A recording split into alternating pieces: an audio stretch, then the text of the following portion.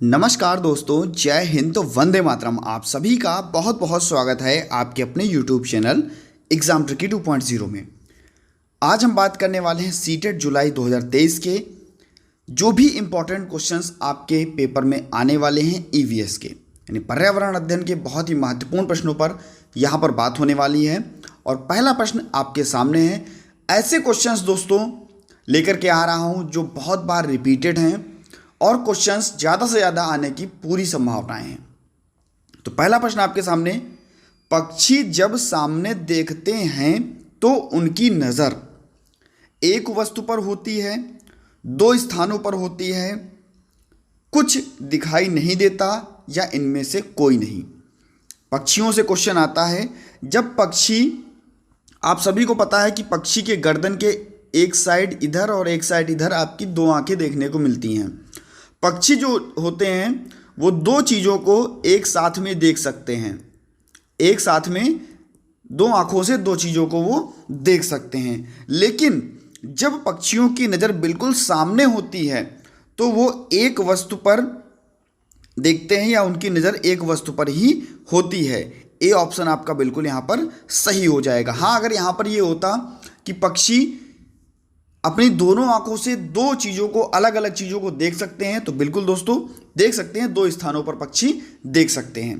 तो यहाँ पर सामने देखने की बात कर रहा था तो ए ऑप्शन के साथ में हम चलेंगे। और नेक्स्ट क्वेश्चन आपके सामने दिया गया है, नाइट्रोजन की कमी से होने वाले स्थान पर उगने वाले पौधे का क्या नाम है। बहुत बार दोस्तों पेपर में पूछा गया पौधा, और ये पौधा मैं आपको बताना चाहूँगा। भारत में अगर की बात कर लें, भारत में तो भैया भारत में मेघालय में ये पौधा होता है, ठीक है। अगर हम बात करें ऑस्ट्रेलिया में, वहाँ पर भी ये पौधा पाया जाता है। या हम बात कर लें इंडोनेशिया में, वहाँ पर भी ये पौधा आपका जो है वो पाया जाता है। नाइट्रोजन की कमी से उगने वाला पौधा जो है वो है आपका घटपर्णी, ठीक है, घटपर्णी। और ये एक प्रकार का शिकारी पौधा इसको कहा जाता है। क्या कहा जाता है इसको? शिकारी पौधा, इसको कहा जाता है शिकारी पौधा। या ऐसे भी कह सकते हैं कि जो ये पौधा होता है ये अपनी खुशबू से जो भी छोटे जीव जंतु होते हैं, चूहा हुआ और ऐसे जो भी छोटे जीव जंतु होते हैं उनको फंसा करके और इनको खा जाता है। तो इसको भैया शिकारी पौधा भी कहते हैं, इसको मांसाहारी पौधा भी कहते हैं। और यहाँ पर आपका सी ऑप्शन जो है वो बिल्कुल सही हो जाएगा। नेक्स्ट अगर हम बात कर लेते हैं, अगर आप चैनल पर पहली बार विजिट करें दोस्तों, चैनल को सब्सक्राइब कर लीजिएगा और सब्सक्राइब करने के बाद में बेल आइकन में ऑल का ऑप्शन प्रेस कर लीजिएगा। वीडियो अच्छी लगे तो वीडियो को लाइक कर दीजिएगा और अपने सभी मित्रों तक एक बार सभी ग्रुप में वीडियो को जरूर शेयर कर दीजिएगा। नेक्स्ट है आपका, निम्नलिखित में से किस जीव के दो कान बाहर की आवाज़ इकट्ठा करने के लिए अलग अलग दिशा में घूम जाते हैं। यानी कि ऐसा कौन सा जीव है जिसके दोनों कान बाहर की आवाज़ों को इकट्ठा करने के लिए अलग अलग दिशाओं में घूम जाते हैं। बाघ, हाथी, खरगोश या मैना। तो भैया ये है आपका बाघ। क्या है? बाघ, जिसे हम क्या कहते हैं? राष्ट्रीय पशु, राष्ट्रीय पशु कहते हैं। और अगर बात करें टाइगर स्टेट की, टाइगर स्टेट की, तो भैया टाइगर स्टेट आपका है मध्य प्रदेश। क्या है टाइगर स्टेट? मध्य प्रदेश है। ये भी आपको पता होना चाहिए। ए ऑप्शन जो है वो बिल्कुल आपका यहाँ पर सही हो जाएगा। नेक्स्ट हम बात कर लें, किसके बच्चे को कैटरपिलर कहा जाता है। वेरी वेरी इंपॉर्टेंट दोस्तों क्वेश्चन, और 2022 में ये प्रश्न ऑनलाइन एग्जाम में पूछा गया। किसके बच्चे को कैटरपिलर कहा जाता है? तो अगर हम बात कर लें भैया कुत्ते के बच्चे को, तो कुत्ते को बच्चे को क्या बोलते हैं हम लोग? पिल्ला बोलते हैं। पक्षी के बच्चे को हम लोग क्या बोलते हैं? चूजा। बंदर के बच्चे को हम लोग क्या बोलते हैं? कपी बोलते हैं। और तितली के बच्चे को हम लोग क्या बोलते हैं? कैटरपिलर। ठीक है, तो यहाँ पर आपका डी ऑप्शन जो है वो बिल्कुल सही हो जाएगा। नेक्स्ट क्वेश्चन की तरफ बढ़ते हैं, और यहाँ पर कह रहा है गाय कितने घंटे सोती है। गाय कितने घंटे सोती है, या आपका हाथी कितने घंटे सोता है। अगर हाथी की बात करें तो भैया 2 से 4 घंटे, हाथी क्या 2 से 4 घंटे सोता है।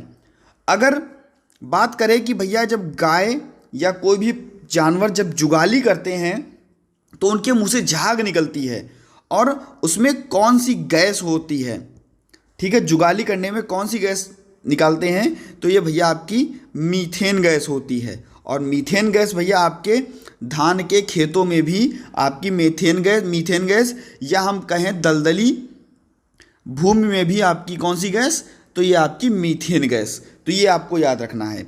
अगर गाय कितने घंटे सोती है तो 2 घंटे, अगर 2 से 4 घंटे भी दे रहा है ऑप्शन में तो आप इसको सही करेंगे, ए ऑप्शन के साथ में यहाँ पर आपका सही हो जाएगा। नेक्स्ट हम बात कर लेते हैं दोस्तों, जीवाणुओं का अध्ययन किया जाता है।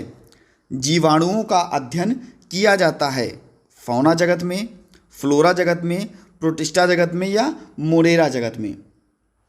तो अगर हम बात करें फौना जगत की, अगर हम बात करें फौना जगत की तो ये भैया जंतु से संबंधित होता है। अगर हम बात करें फ्लोरा जगत की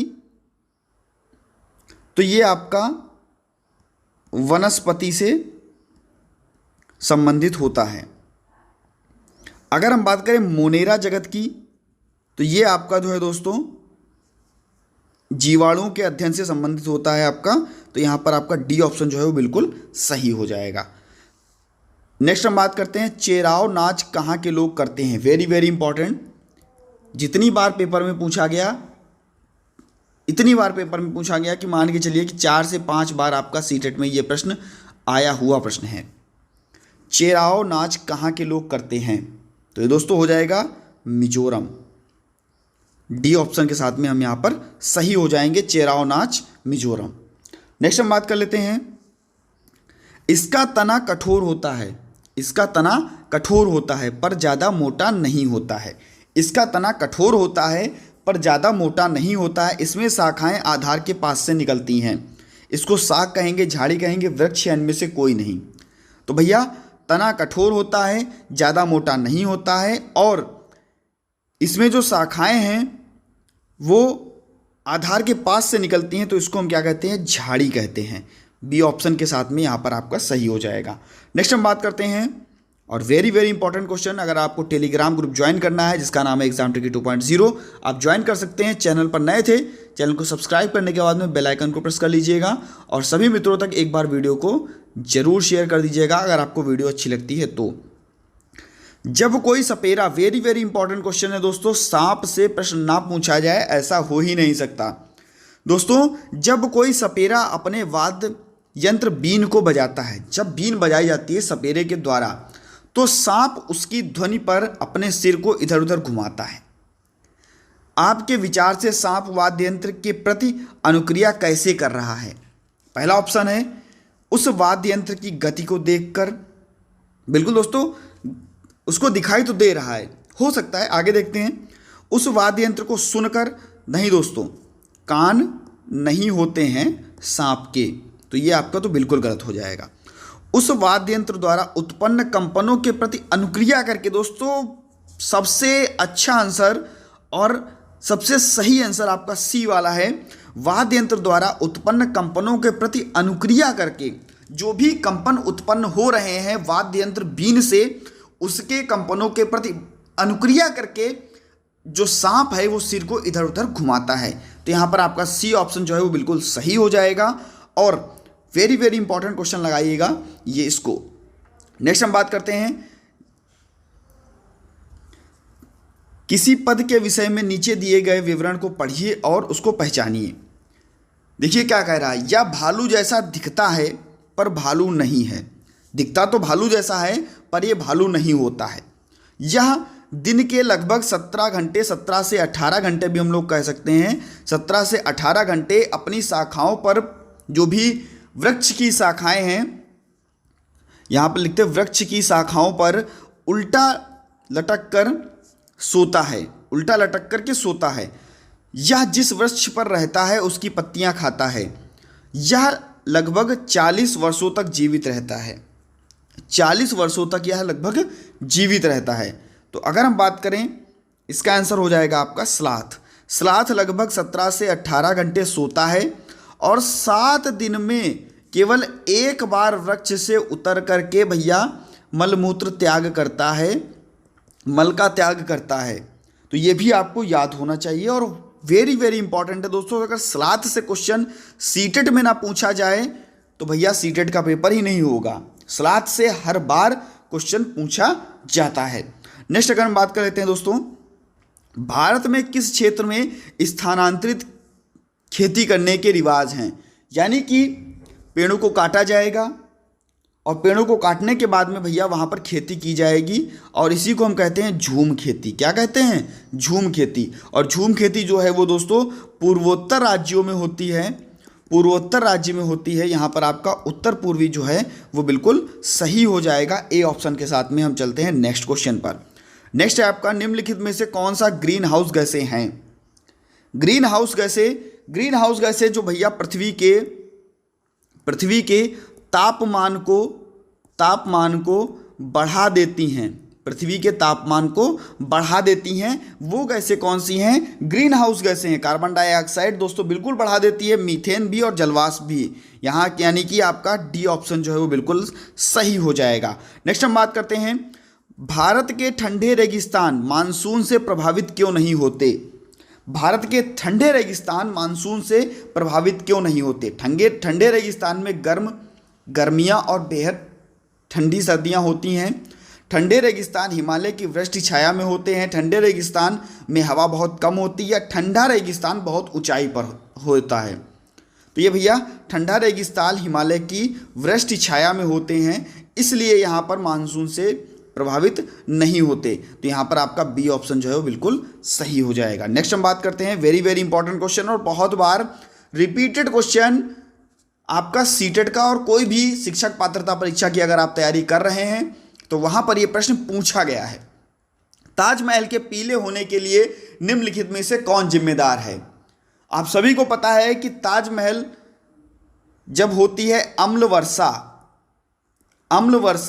और अम्ल वर्षा में क्या भैया सल्फर डाइऑक्साइड यानी कि SO2 की मात्रा होती है, सल्फर डाइऑक्साइड की मात्रा होती है, वही ताजमहल के पीले होने का कारण होता है, ताजमहल के क्षय का कारण होता है। बी ऑप्शन जो है वो बिल्कुल आपका सही हो जाएगा। नेक्स्ट अगर हम बात करें तो दोस्तों इस वीडियो का लास्ट क्वेश्चन है ये। अगर आपको वीडियो अच्छी लगी हो तो प्लीज़ वीडियो को लाइक जरूर कर दीजिएगा और एक शेयर अपने मित्र के पास कर दीजिएगा, जिससे कि अपने परिवार में एग्जाम्पटरी 2.0 परिवार में बहुत सारे लोग जुड़ सकें और उनको भी लाभ मिल सके। दिया गया समूह निम्न में से जड़ पूछ रहा है, यानी कि कौन सा समूह है ऐसा है जो जड़ों का समूह है? शकरकंदी मूली हल्दी, गाजर चुकंदर मूली, चुकंदर आलू अदरक या गाजर हल्दी अदरक। तो भैया अगर जड़ों की बात कर ले तो भैया समूह जो जड़ का है वो है आपका गाजर चुकंदर और मूली, गाजर चुकंदर और मूली। तो यहाँ पर आपका बी ऑप्शन जो है वो बिल्कुल सही हो जाएगा। दोस्तों बताइएगा कैसा लगा आपको वीडियो। इस वीडियो के कमेंट सेक्शन में आप लोग कमेंट करके जाइएगा और वीडियो अच्छी लगे तो वीडियो को लाइक कर दीजिएगा। आप एक परिवार की तरीके से यहाँ पर जुड़े हुए हैं, वीडियो को जरूर शेयर कर दीजिएगा। धन्यवाद।